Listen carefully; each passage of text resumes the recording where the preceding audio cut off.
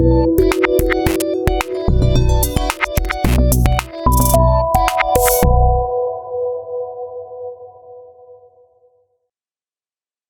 like to thank everyone for being here and listening in. It's going to be like an eclectic type presentation. I've been writing since I was a kid. My father was my first teacher. He led me through how to write a book report in the seventh grade. And he was a great storyteller sitting around the kitchen table. And I think that played a big influence in my life. Mm-hmm. I'm happy that Pat's on the call. She's my co-writer for a novel, but she's been my editor on practically everything I write. Previous books, current books. She's even my co-writer when I want to send an email to somebody. So, you can find me at jerryjohnsonvt.com. You can see where I live here in the Northeast Kingdom.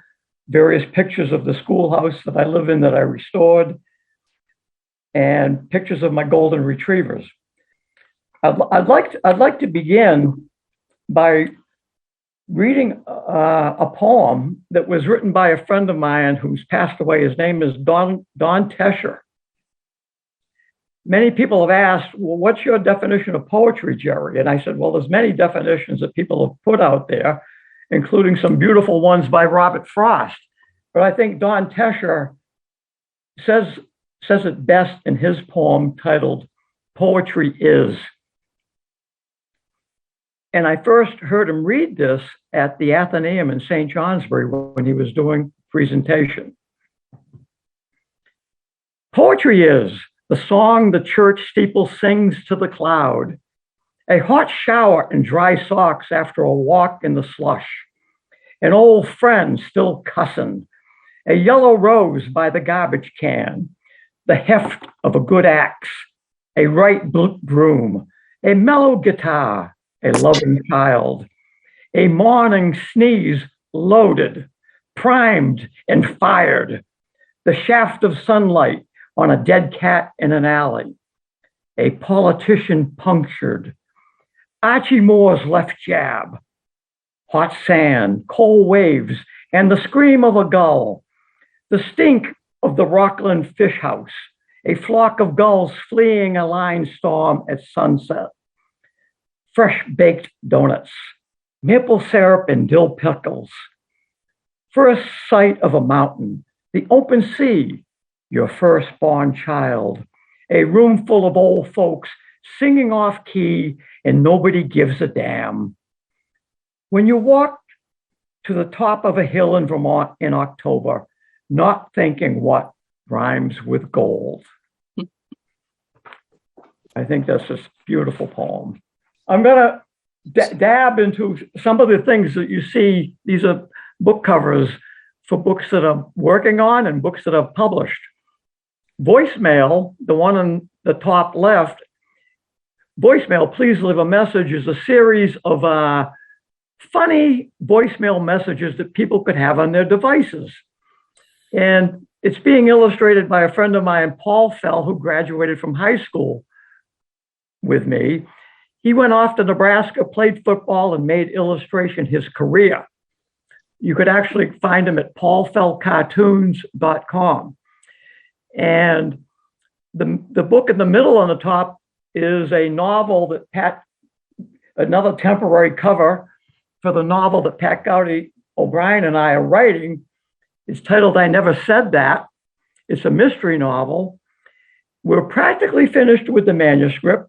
And on the cover, on this temporary cover, you see a locket. And that locket becomes evidence in a trial that takes place where somebody is being accused of murdering somebody. Inside the locket is the face of a young writer, Sam Walker, and the face of a blonde bombshell from Poland, Angelika Jaworski. Now, how Angelika Jaworski ended up in Mill Hollow, Vermont in 1933 and hooked up with Sam, that was kind of an interesting thing, and especially when she moved in with him. Okay, so the image of Jody is actually a former student of mine at Fitchburg State, where I taught, and I was hoping she was going to be on the call tonight. She gave me permission to use her image. Patsy Cline, The Cat I Love to Sing, is another children's book I'm working on, for which I have the total backing of the Patsy Cline estate. Last Horse Out of the Barn is another book I hope to publish. It's a series of my equine poems. It's also an illustrated book. And A Bed of Leaves is another book of poems, an illustrated book of poems I hope to publish. My two current books is a children's book, Noah's Song, and Up the Creek Without a Saddle, the bareback poetry of Jerry Johnson. So we're going to be talking about many of these things as we go on. Right now, I'm going to have one of the poems in my Up the Creek Without a Saddle book is Stone and Wood. And a few years ago, I posted the actual text of that poem on Facebook. A friend of mine from near New York City, Ina Chadwick, saw the poem and said it reminded her of Robert Frost. And would I mind if she had a professional actor read that poem? And so this all came to fruition when Chris Tracy, an actor in New York City, took my poem and read it, and I made a video of it. Stone and Wood, a poem by Jerry Johnson, for his father Russell, and to Carl, Stephen, Thomas, and David, his brothers. Out walking on a moonlit eve, deep within the woods, I came across a wall of stone. Nearly 3 feet high it rose, a woven rope of rock trailing beneath bending trees. A canopy of leaves sifted moonbeams, dancing light on old stones, and lichen like lace lay over boulders in the secluded wall. A flat rock invited me to sit. I let my eyes contemplate the stillness of this scene. My mind works back. This must have been a farmer's wall 100 years ago. I see his thick hands clearing trees, pasture for his cows, and with a horse-drawn plow, he turns the ground, freeing countless stones from their earthen graves. The woods removed and soil plowed twice, young backs and hands strain to raise stones. The sun bakes down, sweat pours freely, hands blister and bleed. Work continues day after day, sons and daughters of the farmer of picking stones, picking stones, picking stones. Along a chosen route, they position each rock and boulder, some small, some monolithic, all placed in perfect stasis, wedged well on the promise of those below. 4 feet high the bulwark grows, a half-mile or more uncoiling, an ever-growing divider snaking along the uneven forest floor. 100 years of heaving frosts toppled sections of the ancient wall.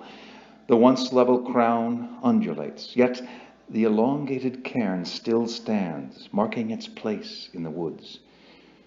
The forest has returned as it was before the farmer came, fir and beech, cedar and maple, here and there a tamarack. Near the wall of stone lies the rusted skeleton of the farmer's Model T, firmly anchored to the ground by a massive oak growing true from the innards of the corroded horseless carriage. The wall has not changed much in the passing decades. The woods has reclaimed its primordial home where the pasture once lay. These odd neighbors remain themselves. One stands at rest, the other never stops. This mutually acceptable coexistence of stone and wood. They still tell their story. The ever-changing woodland doesn't mind the stark reality of the wall that stands as a monument to the farmer and his cows. I sit, quiet, listen to the stories offered.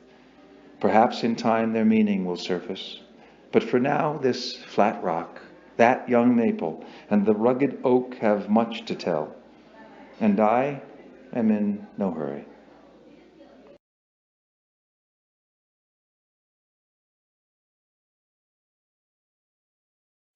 That particular poem came to me. I was in Newark, Vermont. I was riding on this dirt road and I came across a stone wall. And it reminded me of the many stone walls that I've seen throughout New England, Vermont, and all of New England. So I went out and I sat on that wall. I had a piece of paper with me and I had a pencil or pen, and I wrote the first stanza or two, because I had to capture that moment right then and there, or I would have lost it. So, and it's for me to hear somebody else read my stuff. It was quite moving, and that's how I met Chris and Ina on Facebook. So, the next thing I'd like to do is read a poem myself from Up the Creek Without a Saddle. And it's a poem sort of dedicated to all of the golden retrievers and other dogs I've had in my life. It's titled Best Friend. Each day, at least once a day, I look him in the eye and say, "Thank you for being here." He seems to understand as he lies there, head resting on his front paws, eyeing me, raising one brow and then the other. He gives me a certain attentive look whenever I speak. It appears he takes in every word. Sometimes I say cookie, which causes him to spring to his feet. There's something doggy magical about the word cookie. Walk is another word which promptly gets his attention, perhaps even more than cookie. He flies to the door, body all a quiver, waiting for me to take him for a stroll. His face says, "Speed it up, let's go." Each night I say, "Thank you for being here," as he slumbers by the side of my bed, dreaming of cookies and walks. Okay, the next thing is my current children's book, Noah's Song. It's a picture book. It was illustrated by Adrian Yellow Patino, a dear friend of mine, and he passed away before he saw this in print. John Gailmor sings the musical version of this. He's a well-known Vermont musician. And the first 500 copies of this book I sold, I raised $6,500, and the money went to students in the Northeast Kingdom who are heading off to college to major in the arts. So here's a video, as if it was paging through the book, of Noah's Song.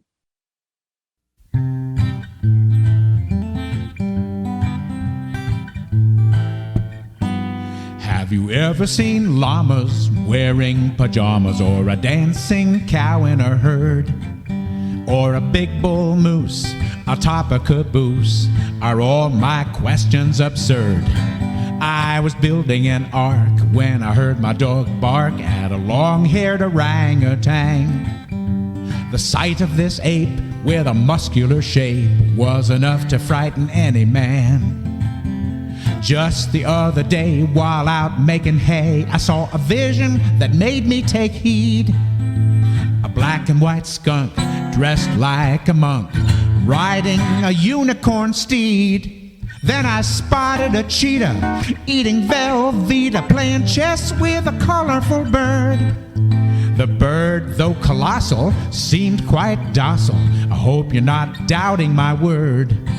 Amphibians, reptiles, mammals, come aboard without a fear.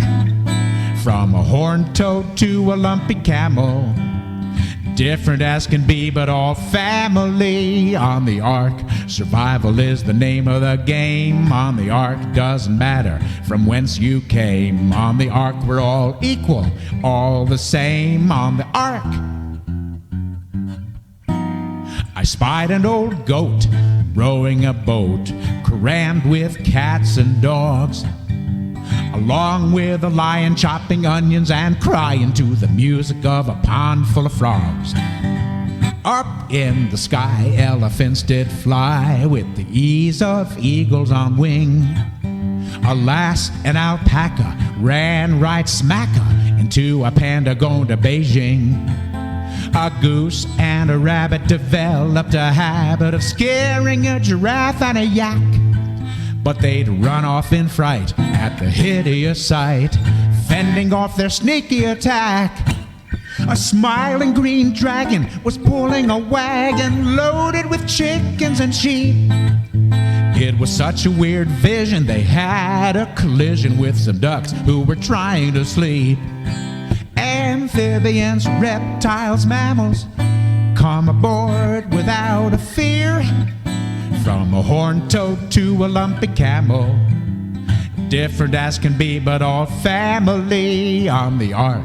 Survival is the name of the game. On the ark, doesn't matter from whence you came. On the ark, we're all equal, all the same. On the ark, I was filled with remorse till I spotted a horse who jumped through a big ring of fire.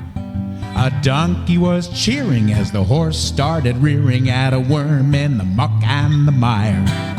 A hippie hippopotamus drove a big yellow bus of critters on their way to school. Each funny creature had an apple for the teacher, except for the obstinate mule. I next heard a laugh from a gangly giraffe in pursuit of a speedy gazelle.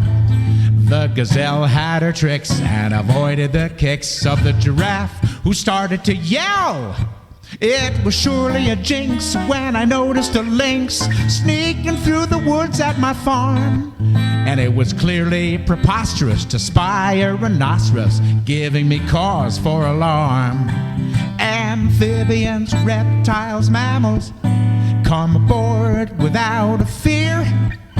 From a horned toad to a lumpy camel, different as can be, but all family on the ark.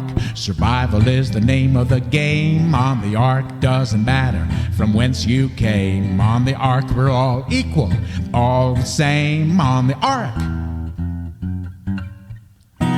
armored like a gladiator, came an angry alligator, making my spine start to shiver. But 'twas a crocodile with his toothy big smile that caused my whole body to quiver. A catamount crawling on his belly and a bawling made the hair on my head stand straight. However, seeing a mouse on the floor of my house was the one thing I surely did hate. Soon all the beasts filled the ark I did build, a zoo full on every floor. I stood there confounded, totally astounded, a spectacle too hard to ignore. Heed the words I've spoken, keep your eyes wide open to the creatures in the air and on ground. You'll never know when you'll see them again, or some others just as profound. Amphibians, reptiles, mammals, come aboard without a fear. From a horned toad to a lumpy camel, different as can be, but all family on the ark. Survival is the name of the game. On the ark, doesn't matter from whence you came. On the ark, we're all equal, all the same. On the ark, on the ark, survival is the name of the game. On the ark, doesn't matter from whence you came. On the ark, we're all equal, all the same. On the ark.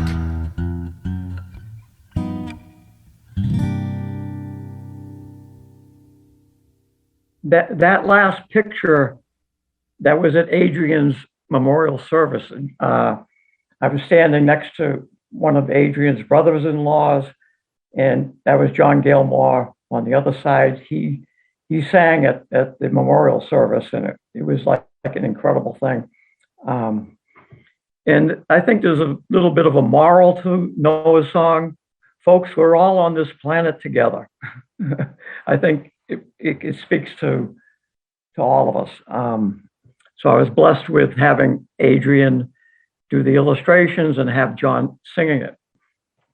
And the next thing I'd like to talk about is it's not really poetry. It's a mystery novel that Pat and I are doing together. It's a novel that takes place during the Depression, 1932-33, in the fictitious northern Vermont town of Mill Hollow, and which I say, picture Irishburg. That's the town where my mailing address is, and it's also the town where Howard Mosher, a very famous Vermont writer, lived. Sadly, he passed away a few years ago, and Pat and I are dedicating the book to Howard. And this is a very short synopsis of the book. We could call it that, or perhaps an elevator pitch. Paul Lajeunesse is 103 years old. Ever since he was a teenager, he has lived with the truth about a murder that was committed in his hometown of Mill Hollow, Vermont in 1933. Paulie, everybody calls him Paulie, and a few of his young friends knew more about what happened in the shadows of their community than they let on, but none of them ever told the truth about that eventful year. Even Paulie, who was a witness in the trial that sent the seductress to jail for murder, never revealed all he knew about Mill Hollow's crime of the century. Paulie is expecting to go to his grave without the truth ever coming out. All this changes when Olivia Kenyon arrives out of the blue at his doorstep. She's brought a handwritten note from her recently deceased grandmother confessing to the murder. Olivia's grandmother was one of Paulie's best friends back then. The confession also says that Paulie would be the only person who could tell Olivia what really happened, if he was still alive. Olivia is not leaving without hearing everything. The whole sordid story of love, betrayal, murder, and revenge. Paulie figures it's time to let this moldering skeleton out of the closet. He will tell Olivia what she needs to know, everything. Some of it still bothers him. So, be on the lookout for I Never Said That coming down the road. Okay. The next thing I'm going to do here, we're going to show a little video, a friend of my friend John Gailmor singing my poem, Old Friend. But before you play this, okay, this is a poem I wrote while sitting in the barn when horses were in my life. They were in their stalls and they weren't old. So I had my notebook with me, I had a pen, and I wrote a poem titled Old Friend, of what it would be like if one of these horses was not long for this earth. And this is John Gailmor's wonderful rendition of my poem, Old Friend. Old horse, old friend, your mane of flaxen hair still shines when the early morning sun hits it right. Stay yet another day for me to do my chores. Let me fetch you a bale of fresh hay and fill your pail with clear water one more time. Let me stroke your aging body with my wrinkled hand. Grand times and days gone by, together we did ride, saddle draped behind your sturdy shoulders. You held me safe and high. You knew my every thought as your fluid movement matched the grace of a Baryshnikov. You pulled the sleigh along forest paths and high-stepped through white meadows as winter bells rang out our presents. On summer days, in harness to a buggy, we ventured down country lanes, the humming of the old-style wooden wheels and the rhythmic beat of your four hooves. Clip, clop, clippity-clop, clip, clippity-clop on the gravel road still reverberates in my mind. Stay yet another day and let me give you grain, for time is near when you will pass, and time for me to shed a tear. We are one, the two of us. Let me brush your coat, clean your stall, and lay down fresh wood shavings. Old friend, dear old friend, cherished pal for life, companion of mine forever, my soulmate sublime. Stay yet another day so we can saddle up one more ride across the muted meadow. I'll hitch you to that sleigh. We'll travel down a gentle lane. Again bells peal and we dream of times when we were one and young. Your mane of flaxen hair still shines when the early morning sun hits it right. So stay yet one more day, old horse, old friend. Old horse, old friend. Old horse, old friend. Old horse, old friend. Old horse, old friend. Old horse, old friend.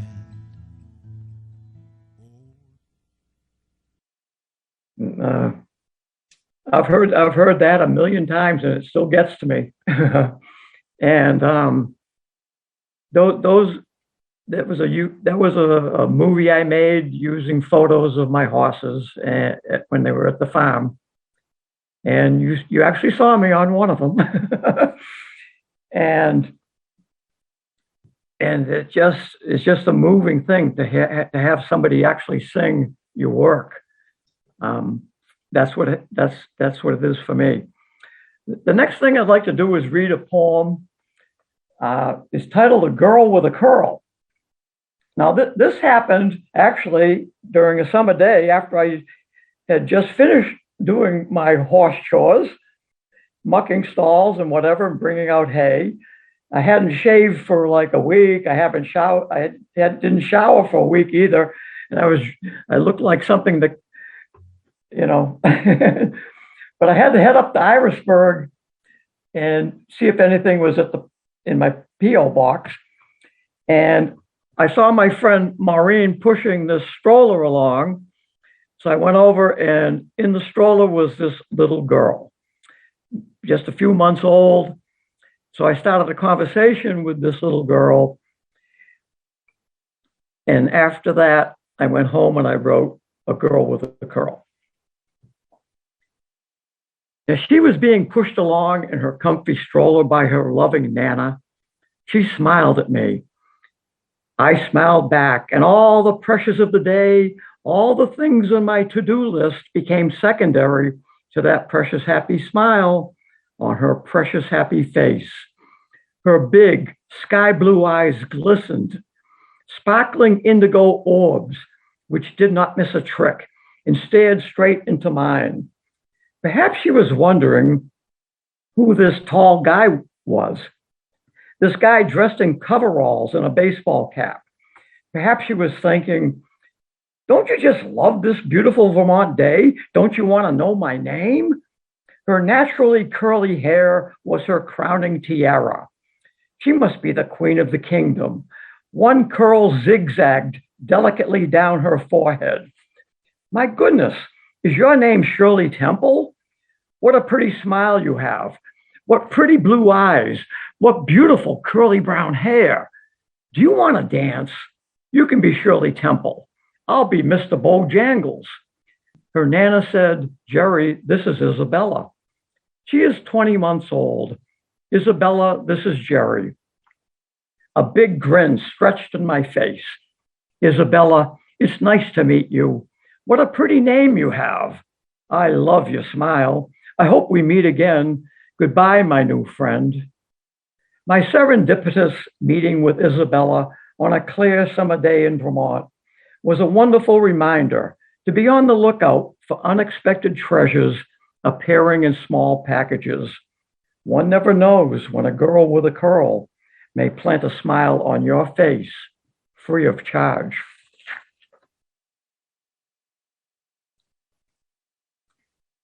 Okay, the next thing is going to be a PowerPoint presentation. This is about a book I want to publish, a children's book titled Cassie Klein, The Cat Who Loved to Sing. It's a story I've written. It's a rhyming tale about this cat whose passion in life is singing, but she's terrible. She drives all her friends away. She drives all her cat friends away, her human friends away, and it makes her so sad. But one day she hears this bird singing. And she goes, if I could only sing like you. And the bird says, well, I can teach you. I can't teach other birds.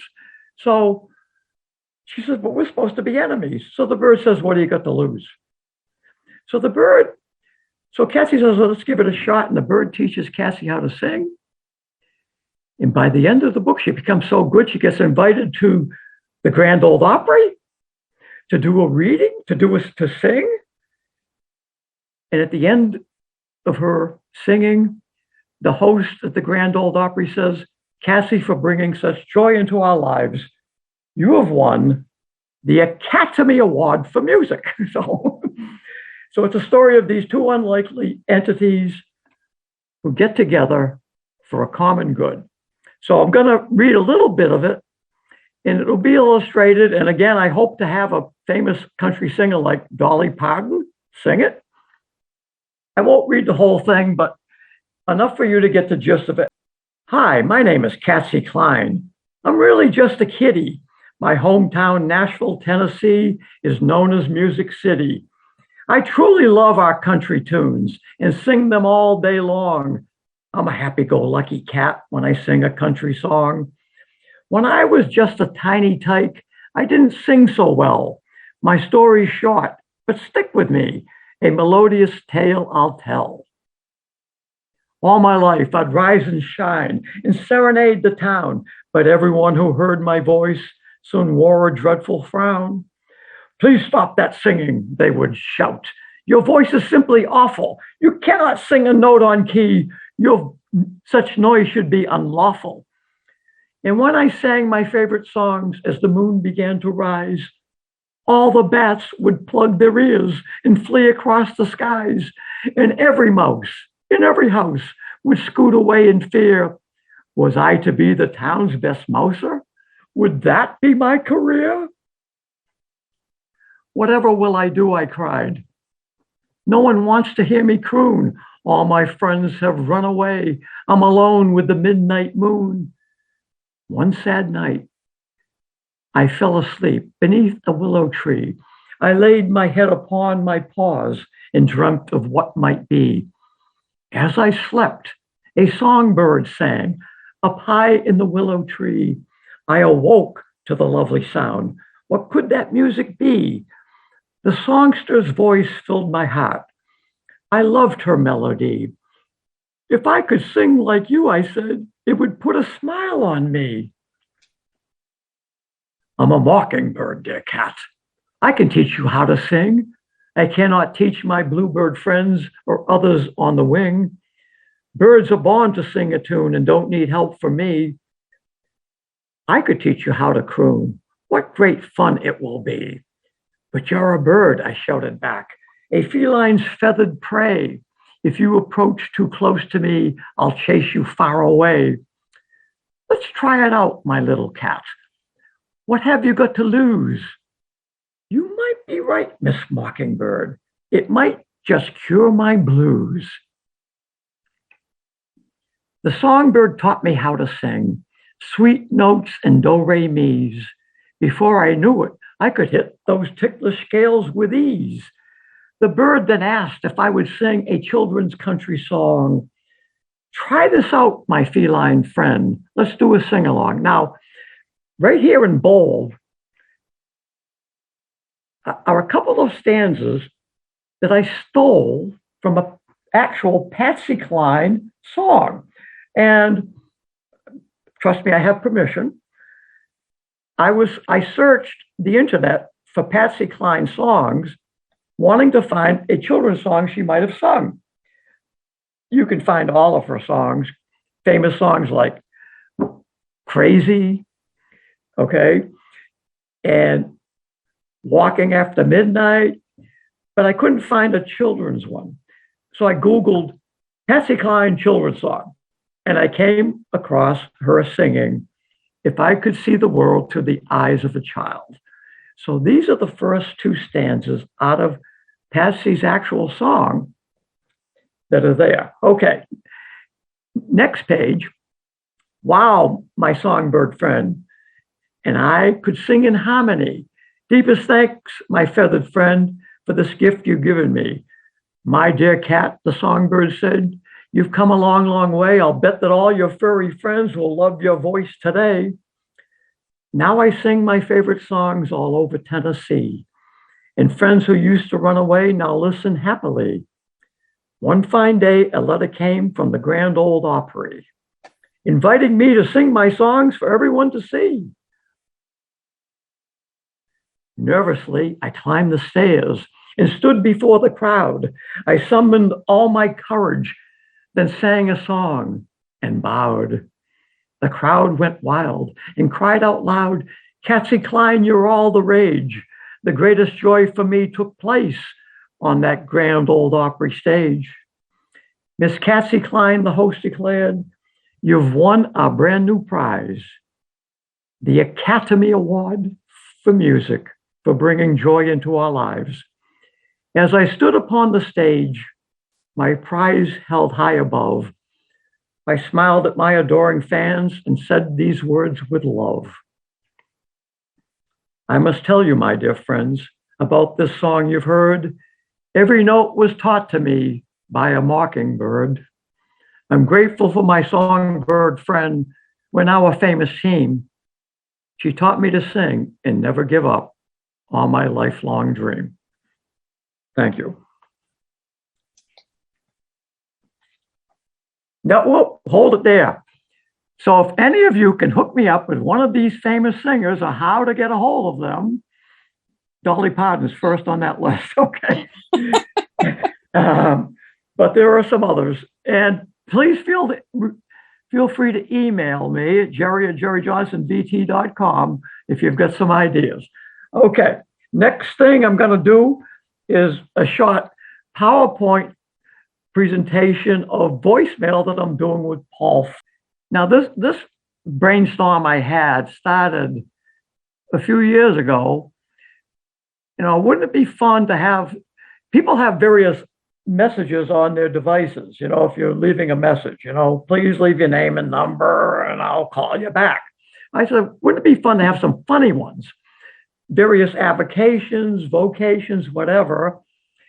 And I talked with my friend Paul, who I went to high school with, who is a famous cartoonist. He's out in Nebraska. He thought it would be a good idea. So the book will end up with like 25 or 30 of these messages and corresponding 25 or 30 illustrations by Paul. And here's a mini book of 6 of them that we've already completed, and I'll probably read one of them, but we'll page through a little bit here. Next one. Oh, that was my dog. He wanted to say hi. Okay. The dog walker. And here's, think the dog walker has her message. And here's an illustration that Paul gave for it. And then the next one, the angler. I like the boat called Hopeful. The next, the plumber. Whoa. I got to read the plumber. Okay. At the end of this message, leave your number and name. I'm out of the house with new problems to tame. At 7 this morning, someone called with their gripes, so I hopped in my van to go fix their pipes. It seems they all need me when the water starts leaking. The toilet won't work. The septic is stinking. I repair all the leaks and fix many a flaw. They stand there, bewildered, their faces in awe. When I hand them the bill, they exclaim, "What a bummer." But where would they be if it weren't for the plumber? Okay. The skier. The next one. I have to tell you a little bit. How many of you ever heard of a poet named Galway Kinnell? So Galway Kinnell actually gave me a line for this poem when I was on the phone with him. He actually changed a line before I could even read it, and I kept it. Sorry, I can't return your serve, so leave a message full of verve. Forehand sweet and backhand thunder. Just before I read the next line to Galway, he said, "Volley now with name and number." So I said, okay, I'm going to keep that. And when I can, it will be so fine to return your serve down the line. And the next one, my dentist in Linderville likes this one. He's got it hanging up. I'm at the clinic drilling like crazy. Mouths are wide open. I mustn't be lazy. Cavities and root canals fill up my day. X-rays reveal where their abscesses lay. I look in their mouths, start probing around. Their eyes are bulging, but they can't speak a sound. They know they forgot to floss when they must. A price they must pay and endure all this fuss. Leave your name and number. Don't be a dope. Then go brush your teeth and goggle with scope. Thanks. Okay. And that's Barron's, my current golden saying, have a great day. My other singer is a guy named Pete Sutherland, who's singing a number of poems in my Up the Creek book. And this is a YouTube I made a few years ago with Pete, and I got some pictures on there, and Pete singing Sugaring. I won an award with the Poetry Society of Vermont for this particular poem. It's dedicated to my friend Byron Cook.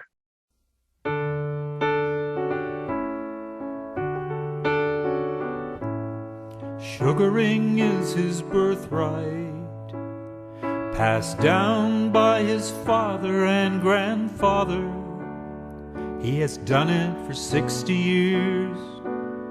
It's traditional, a springtime ritual that courses through his veins like the sap passing through the sapwood of the sugar bush. His leathered face furrows like the bark of the maples he taps. Each year the maples gain yet another ring. Each year his face earns yet another wrinkle.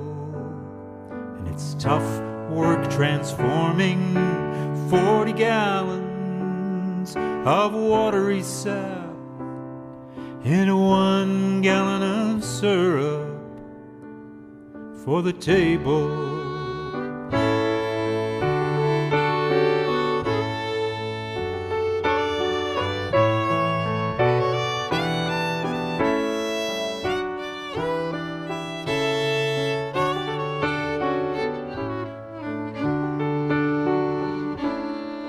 He works alone Sweat pours off his brow as sap boils. The fire from the glowing arch squirts shimmering lines of light between the boards of his sugar house. And each spring sap flows, cold nights and warm days. Cold nights and warm days make for good runs.